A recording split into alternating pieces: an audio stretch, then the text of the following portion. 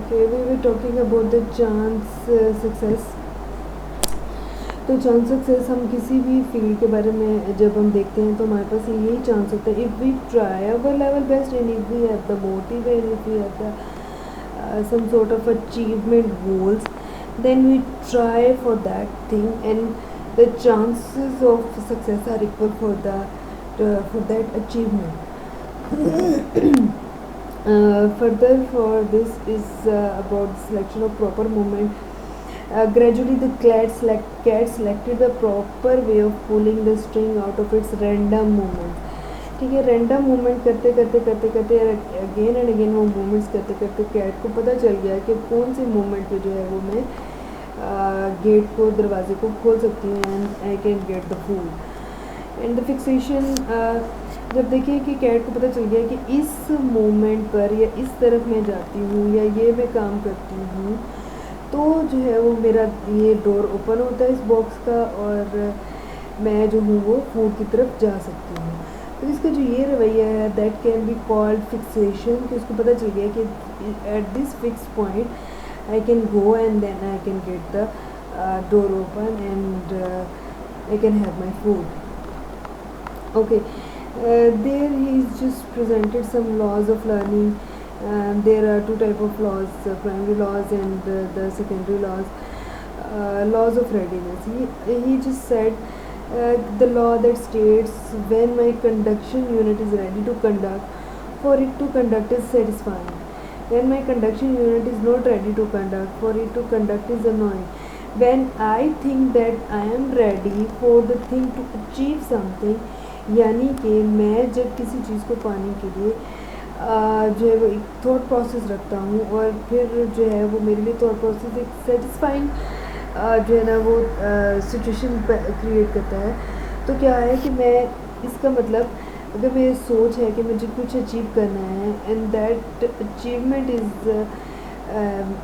Bringing some sort of satisfaction in me, तो ही मैं उस चीज़ को पाने की तरफ कोशिश करूँगा.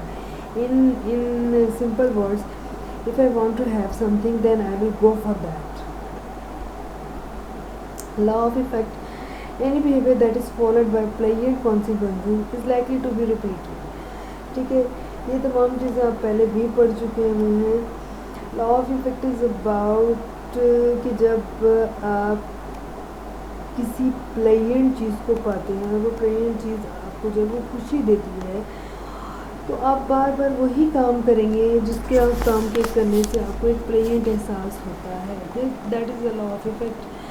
Law of exercise. Repeated exercising of a response strengthen it's connection with the stimulus. Obviously अगर हम बार बार एक एक्ट करते जाएंगे तो क्या होगा कि हमारा उस एक्ट में स्किल्स आती जाएंगी और वो एक्ट को जो है ना वो स्ट्रेंथनिंग मिलती जाएगी एंड देन जो है वो again and again exercising will leads towards the जो है वो strengthening the actions and जो है ना वो फेलर के चांसेस जो है वो फिर कम हो जाते हैं. Law of exercise, law of use and law of disuse. When we practice correction strengthen. Obviously जब हम प्रैक्टिस करेंगे तो हम स्किल्ड हो जाएंगे और जब हम जो है वो प्रैक्टिस नहीं करेंगे तो जो है वो हमारा करेक्शन जो है वो वीक हो जाएगा. That is the okay.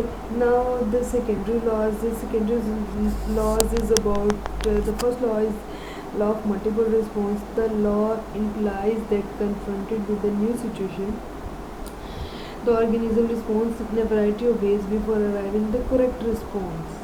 Obviously जब हम अब किसी भी नई सिचुएशन में जाते हैं और फिर जो है वो हम वैरायटी ऑफ एक्शंस जब हम शो करते हैं तो उन वैरायटी ऑफ एक्शंस जो हैं वो हमें टूवर्ड्स द करेक्ट रिस्पॉन्स हमें लेकर जाती हैं.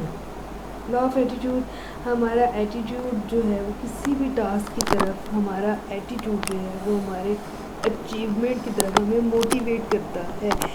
If we have the attitude of gaining something और तो हमारे अंदर जो हेल्दी हैबिट्स हैं वो भी डेवलप होंगी और जो है वो हमारा एटीट्यूड जो है वो हमें हेल्दी कॉन्सिक्वेंसेस की तरफ लेके जाएगा. Law of analogy. An individual responds to a new situation on the basis of responses made by him in similar situation in the past. that is the organism make responses by energy. अच्छा, जो हमारे experiences होते हैं, जो हमने past में experiences किए हुए होते हैं, वो ही एक्सपीरियंसेस जो हैं वो हमें फर्दर सक्सेस या फर्दर जो है वो डायरेक्शन की तरफ लेके जाती है, फॉरवर्ड डायरेक्शन में हमें लेके जाती है। हमारा पास्ट में कोई भी चीज़ लर्न की हुई हमें आगे फ्यूचर की लर्निंग में हेल्पफुल होती है और वो हमारे फ्यूचर को लर्न करने में ज़्यादा पॉजिटिवली काम करती है। Law of associative shifting, the law states that any response में elicited from the learner in associated with any situation to which he is sensitive. ठीक है, अगर देखिए पर्सन है वो सेंसिटिव है towards any sort of situation, तो वो रिस्पॉन्स में भी एलिसिटेड फ्रॉम दैट पर्सन। ठीक है, अगर किसी सिचुएशन की तरफ एक पर्सन सेंसिटिव है, एनी रिस्पॉन्स में एलिसिटेड फ्रॉम द लर्नर, हम कोई भी रिस्पॉन्स लर्नर से निकलवा सकते हैं इन एसोसिएटेड विद एनी सिचुएशन, यानी कि एक पर्सन एक सिचुएशन के साथ जुड़ा हुआ है, वो सिचुएशन उसके लिए सेंसिटिव है, तो हम उससे जो है वो कोई भी रिस्पॉन्स निकलवा सकते हैं। फॉर एग्ज़ाम्पल, एक बंदे की कमज़ोरी है, ये एक बंदे की एक काम करने से उसे खुशी मिलती है, ठीक है, तो हम या तो उसकी कमज़ोरी का फ़ायदा उठाएंगे या हम उसकी जो है वो उस स्ट्रेंथ का फ़ायदा उठाएंगे। ठीक है, hope you are getting this. Okay, now there comes the, अभी मैंने आप लोगों को बताया these were the laws which he trial and error law था, and the second one is connectionism theory इसने दी थी, and now he worked on the modern psychological educational psychology. तो उसने कहा कि तमाम चीज़ें जो अभी हमने प्रीवियस पढ़ी हैं, लर्निंग पढ़ी है, किस तरह से हमारी एजुकेशन पर भी इम्प्लीमेंटेड होती हैं। अच्छा, motivation is very important in teaching learning process. Obviously अगर मोटिवेट नहीं करेंगे किसी स्टूडेंट को तो वो नहीं पढ़ेगा। Learning should be made purposeful and goal directed. Modern educational psychology में इसमें कहा था कि हम लर्निंग को पर्पसफुल और उसे जो है वो ज़्यादा इंटरेस्टिंग बना सकते हैं। और आफ्टर दैट इसने कहा था theory stresses the importance of mental readiness, meaningful practice and intensives in learning process. देखिए, अभी जब हमने बात की लॉ ऑफ रेडीनेस की, जब तक हम रेडी नहीं होंगे किसी भी काम में तो हम उसमें अपनी पूरी की पूरी स्ट्रेंथ और पूरी की पूरी एफर्ट्स जो है वो नहीं शामिल कर सकेंगे किसी भी चीज़ को अचीव करने के लिए।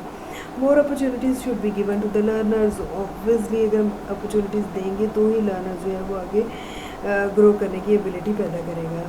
The learner should be encourage to do this task independently. अगर वो इंडिपेंडेंटली अपना टास्क करेगा तो ही वो ट्रायल एंड एरर से जो है वो ज़्यादा बेहतर अचीव कर सकेगा। अच्छा, इसके कुछ क्रिटिक्स थे, उन्होंने बात की Thorndike's law of effect and puzzle box पर। उन्होंने कहा कि लॉ ऑफ इफेक्ट जो था वो 4 तरह की थ्योरीज पर जो है वो the criticism over the law of effect mostly over the 4 aspects of the theory के 4 एस्पेक्ट्स पर जो था वो उन्होंने इम्प्लीमेंट किया था। उन्होंने कहा था कि रेट्रोएक्टिव वर्किंग पर जो है ना वो इफ़ेक्ट किस तरह से, retroactive working of the effect की जो है ना वो रिएक्शन क्या था, and the philosophical implications of the law, the identification of the effective condition that cause learning and the comprehensive usefulness of the law. ये 4 ऐसे एस्पेक्ट्स थे जिस पर ज़्यादातर क्रिटिक्स ने जो है वो क्रिटिसिज्म किया था। Conclusion, he believed that ability to learn did not decline until age 35, and not only then at the rate of 1% per year, going against the thoughts of the time that you can't teach old dogs new tricks. It was later shown that the speed of the learning, not the power of the learning, declined with the age. Speed of learning तो with the passage of age जो है वो कम हो सकती है, लेकिन जो power of learning है that is not going to decline with the passage of the age. So that was it for our session. Hopefully you must be going to understand this. All the best.